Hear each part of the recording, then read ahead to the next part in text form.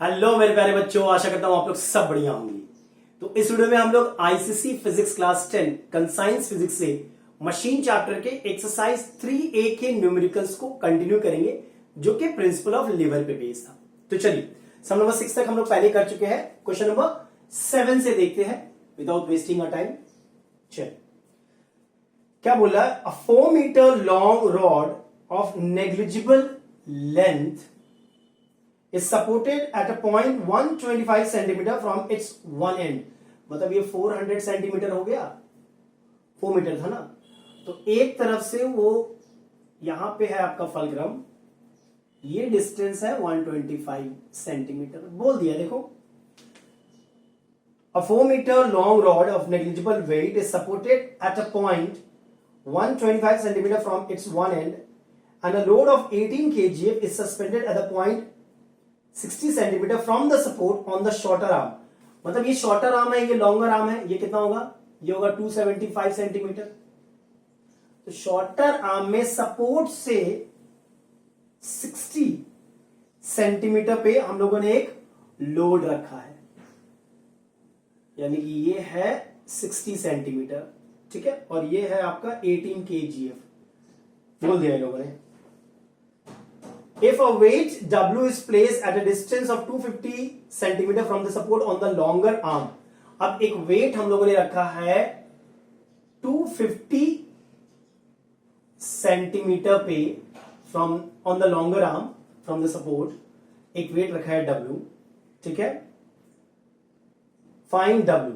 फिर से मैं पढ़ता हूं। The weight W is placed at a distance of 250 centimeter from the support on the longer arm to balance the rod। Find W। Rod balance है, मतलब movement का बात है भाई। तो यहां पे देखो, एंटी क्लॉकवाइज मूवमेंट और क्लॉकवाइज मूवमेंट सेम होगा। एंटी क्लॉकवाइज मूवमेंट क्या होगा? F into D. और क्लॉकवाइज मूवमेंट क्या होगा? W into 250। यही होगा ना। एंटी क्लॉकवाइज मूवमेंट और क्लॉकवाइज मूवमेंट सेम होगा। अब इसको सॉल्व कर लेते हैं भाई। तो ये 0 0 गया काम से। 18 into 6 divided by 25 W।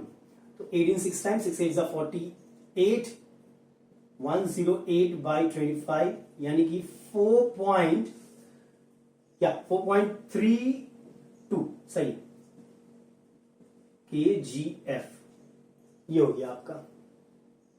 Clear है? पहला पार्ट तो बड़ा इजी था। सेकेंड पार्ट क्या बोल रहा है? If the weight 5 kgf is placed to balance the rod, find its position। मतलब अब बोल दिया है कि सेम सम में अगर वेट कर दे हम, देखो ये है 60 पे हम लोगों ने एक 18 kgf डाला है 60 पे, ठीक है। अगर हम लोग वेट 5 kgf रखते हैं ऑन दैट साइड, तो उसका पोजीशन क्या होगा? सपोज ये है 5 kgf, तो ये कौन से पोजीशन में फ्रॉम द सपोर्ट हम लोग रखेंगे? If the weight 5 kgf is kept to balance the rod, find its position. ना, जाहिर सी बात है आप राइट साइड में रखोगे बैलेंस करने के लिए, ठीक है। तो यहां पे भी सेम है, anti clockwise movement clockwise movement same होगा। मतलब 18 into 60 will be equal to 5 into X, ठीक है। 5 1 टाइम 5 12 टाइम्स, मतलब के हो गया आपका 180 प्लस 36 216। मतलब eight a distance of 216 centimetre from the support on the longer arm. या वही आंसर दिया, एट अ डिस्टेंस ऑफ 2.16। ये 2.16 लिख सकते हैं ना भाई। तो at a distance of 2.16 metre definitely आपको लॉन्गर आर्म में रखना पड़ेगा, तभी तो बैलेंस होगा। इधर थोड़े रखोगे यार, फ्रॉम द सपोर्ट। चलो, to which class of lever does it belong? तो ये क्लास 1 लीवर है, क्योंकि जो फलक्रम है वो in between load and effort है, ठीक है। बड़ा इजी था, बस हम लोगों ने मूवमेंट का कॉन्सेप्ट लगा लिया भैया कि क्लॉकवाइज मूवमेंट और एंटी क्लॉकवाइज मूवमेंट सेम होता है। चलो, नंबर 8 क्या दिया है, अ लिवर ऑफ लेंथ 9 सेंटीमीटर, तो इस लिवर का लेंथ है 9 सेंटीमीटर, हैज इस load arm 5 centimetre long and the effort arm is 9 centimetre long. पहले एफर्ट आर्म की बात बोलते हैं। एफर्ट आर्म जो है वो 9 सेंटीमीटर लॉन्ग है, मतलब जाहिर सी बात है जो एफर्ट होगा वो एक्सट्रीम एंड में होगा और फल्क्रम इधर होगा, तभी तो एफर्ट आर्म 9 सेंटीमीटर होगा। लोड आर्म क्या बोला है, 5 सेंटीमीटर। Am I clear? चलो, to which class does it belong, तो ये तो क्लास 2 लीवर है, because the load is somewhere in between the fulcrum and the effort. अच्छा, उसके बाद है draw the diagram of the lever showing the position of the fulcrum, ये fulcrum है भाई, and the direction of both load and effort, हो गया। Number 3, what is the mechanical advantage and velocity ratio if its efficiency is 100%? पहले आप mechanical advantage निकालो। Mechanical advantage क्या होता है, effort arm by load arm, तो एफर्ट आर्म है 9, लोड आर्म है 5, यानी कि 1.8। एफिशिएंसी क्या होता है, mechanical advantage by velocity ratio, क्योंकि ये 100% है, मतलब मैकेनिकल एडवांटेज और वेलोसिटी रेशियो सेम होगा, मतलब वेलोसिटी रेशियो होगा 1.8, खत्म, वेरी सिंपल, दोनों ही 1.8 होगा। चलिए, फोर्थ पार्ट देख लेते हैं। What will be the mechanical advantage and velocity ratio if the efficiency becomes 50%? देखो, एफिशिएंसी हो गया है 50%, पहली बात तो वेलोसिटी रेशियो चेंज नहीं होगा, वेलोसिटी रेशियो चेंज नहीं होगा, हाँ मैकेनिकल एडवांटेज चेंज हो जाएगा। कैसे, देखिए, efficiency equals to mechanical advantage by velocity ratio, ये 50% है, मतलब 50 बाई 100, एमए को x मान लो, वी आर 1.8 है, तो ये x क्या हो जाएगा, 0.9 हो जाएगा, मतलब मैकेनिकल एडवांटेज क्या होगा, 0.9, वो भी 50% हो जाएगा। सही, चलो, ये तो था नंबर 8, बड़ा ही सिंपल था। नंबर 9 में डायग्राम दे दिया इन लोगों ने, आपको डायग्राम बनाने की जरूरत नहीं है। Number 9, just draw the diagram. क्या दिया है, ये आपका लिवर है, एट वन एंड आपका फल्क्रम है, बीच में एक लोड दे के है लोग, और इधर आपका एफर्ट दे के, ये दे दिया है। To which class of lever does it belong, तो भैया ये तो क्लास 2 लिवर है, नो डाउट। क्यों, क्योंकि लोड बीच में है। Without changing the dimension of lever, ठीक है, if the load is shifted towards the fulcrum, अगर लोड को शिफ्ट किया जाए फल्क्रम के इधर, what happens to the mechanical advantage of the lever. अब देखो ध्यान से, मैकेनिकल एडवांटेज होता है effort arm by load arm. तो जब आप ध्यान से समझो, जब आप लोड को थोड़ा फल्क्रम के तरफ ले जा रहे हो, तो आप लोड आर्म को रिड्यूस कर रहे हो, you are reducing the load arm. Effort arm अभी भी वही है, लोड आर्म को रिड्यूस करोगे तो ये डिनोमिनेटर आपका छोटा हो गया। डिनोमिनेटर छोटा हो गया, मतलब मैकेनिकल एडवांटेज जो है वो इंक्रीज हो जाएगा, क्योंकि अगर किसी फ्रैक्शन के डिनोमिनेटर को आप छोटा करोगे तो ओवरऑल जो फ्रैक्शन होता है उसका वैल्यू बढ़ जाता है। मैथमेटिक्स है भाई, 9/3, 9/2, ये बड़ा है भाई, है कि नहीं, क्योंकि डिनोमिनेटर हमने छोटा कर दिया है। The mechanical advantage of the liver increase when load is shifted towards the fulcrum, यही है, बड़ा इजी था। चल, ये तो था नंबर 9। नंबर 10 देखते हैं, यहां पर भी एक व्हील बैरो का डायग्राम दिया हुआ है। अगेन मेरी डायग्राम की क्वालिटी आप जानते हो, बट स्टिल आई ट्राई। एक व्हील बैरो, यहां पे है चक्का, ठीक है। I am trying my best to draw the diagram.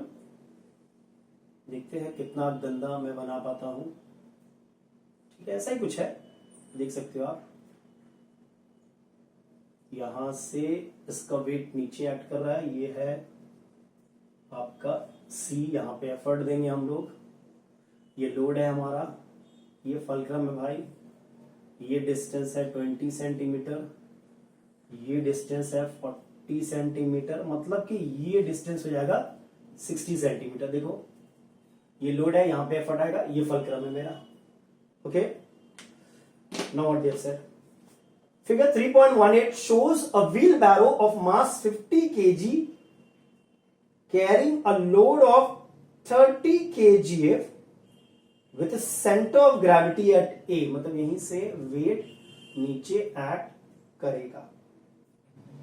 The point B and C are the centers of the wheel and tip of the handle such that the horizontal distance दिया हुआ है। Load arm पहले मांग रहा है, तो भैया load arm क्या होता है, फलक्रम से लेके लोड तक का डिस्टेंस जो कि है मेरा 20 centimetre. Done. Okay, the effort arm, effort arm, effort arm क्या होता है, फलक्रम से लेके एफर्ट, यहां पे एफर्ट लगाओगे आप, दैट इज 60 सेंटीमीटर, जिसको कहते हैं डायग्राम, है कि नहीं। उसके बाद द मैकेनिकल एडवांटेज, भैया मैकेनिकल एडवांटेज क्या होता है, load arm by effort arm, यानी कि 3। बड़ा इजी था। अब क्या बोला, the minimum effort required to keep the leg just off the ground, minimum effort क्या लगेगा। ठीक है, सबसे पहले लोड की बात करते हैं। यहां पे लोड क्या है, तो इसके अंदर एक लोड रखा हुआ है 30 kg, सुनिए, प्लस इसका भी तो एक मास था, उसका मास कितना था, व्हील बैरो का मास था आपका, क्या दिया हुआ है, 50 kg, मतलब 50 kgf होगा, 15 kg, सॉरी 15 kg, मतलब 15 kgf, ये इसका मास हो गया। तो टोटल लोड तो ये है, टोटल लोड तो हमको ये ओवरकम करना है कि नहीं। चलिए, अब हमें पता है कि load into load arm equals to effort into effort arm, ये होता है ना, यानी कि एफर्ट कितना होगा आपका 15 kg, मतलब मिनिमम एफर्ट जो लगेगा to keep the leg just off the ground is 15 kg। समझ में आया। ये लोड में मैंने ये क्यों ऐड किया, बिकॉज ये मास ऑफ द व्हील बैरो की तरह था, उसको भी तो ओवरकम करना है आपको जब आप होल्ड करोगे, है कि नहीं, ऐसा नो, तो वो ऐड हो जाएगा। और क्योंकि मास था 15 kg, तो वेट हो जाएगा 15 kg। डन। चलो, अच्छा समझाइए ना, दिस वाज सम नंबर 10, ये सम नंबर 10 था। ओके, चलिए नंबर 11 देख लेते हैं। ये बड़ा इजी था, व्हील बैरो आपने देखा होगा, अगर नहीं देखा है तो गूगल कर लो यार, बड़ा ही सिंपल है, आजकल तो गूगल में सभी कुछ अवेलेबल होता है। ठीक है, 11 नंबर देख लेते हैं। फिगर, अगेन यहां पे फिगर दिया हुआ है कि भैया ये फिक्स है मेरा फलक्रम, यहां पे एक लिवर है, यहां पे एक लोड लगाया बी पे, और ए पे एक एफर्ट लगाया, ये दिया हुआ है हमारा। State the principle of moment as applied to the above lever. अरे प्रिंसिपल ऑफ मोमेंट क्या होता है, load into load arm is effort into effort arm. ठीक है, तो लोड इंटू लोड आर्म क्या है, F B, equals to effort into effort arm क्या है, एफ ए। यही है मेरा principle of lever. To which class of lever does it belong, effort बीच में है, मतलब third class, class 3। Give an example of this class of liver, बहुत सारे एग्जाम्पल है, कोई भी एक दे देना, sugar Tong.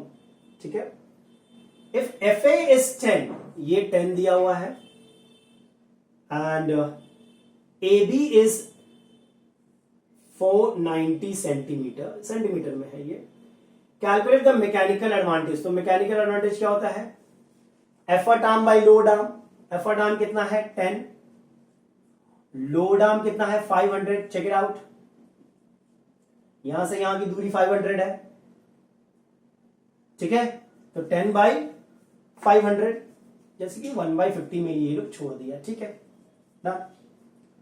The minimum effort required to lift the load 50 newton, load का वैल्यू दे दिया है 50 न्यूटन, एफर्ट आपसे मांग रहा है same load into load arm, load arm क्या है हमारा 500, एफर्ट इनटू एफर्ट आर्म 10 है,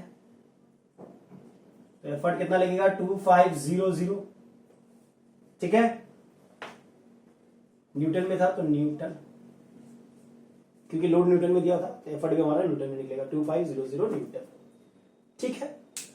बड़ा इजी था ये, okay.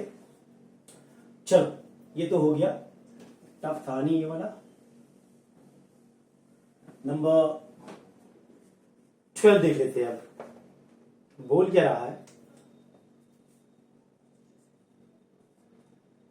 A fire tong has its arm 20 centimeter long, 20 centimeter long, ठीक है। It is used to lift a coal of weight 1.5 kgf, यानी कि लोड जो है आपका फायर टोंग कुछ इस प्रकार का होता है। आगे मेरा डायग्राम ऐसा ही कुछ होता है, ऐसा कुछ होता है, आप बीच में ऑब्जेक्ट रख के उठाते हो। तो बोल रहा है कि ये पूरा लेंथ है आपका 20 सेंटीमीटर, यहां पे आप जो लोड लोगे वो है आपका,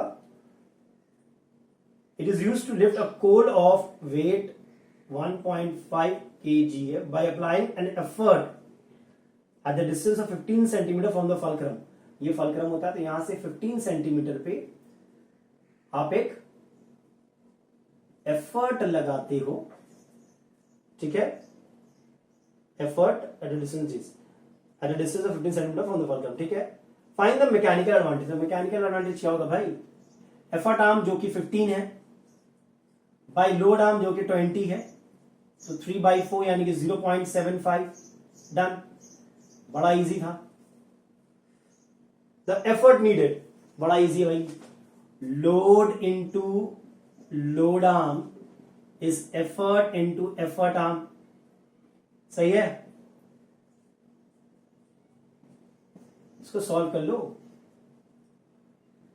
तो आएगा 2 kgf, तो एफर्ट कितना लगेगा आपका 2 kgf, या डन। बड़ा इजी सम था। चलिए इस वीडियो में यहीं तक रखते हैं, बिकॉज ये ओवर हो गया है। तो ये भी चैप्टर आपका मशीन चैप्टर भी ओवर हो गया है, आप प्लेलिस्ट में जा सकते हैं। नेक्स्ट क्लास में hopefully will start another chapter. Till then take care and be safe. और अगर वीडियो पसंद आया तो लाइक शेयर और सब्सक्राइब जरूर करें।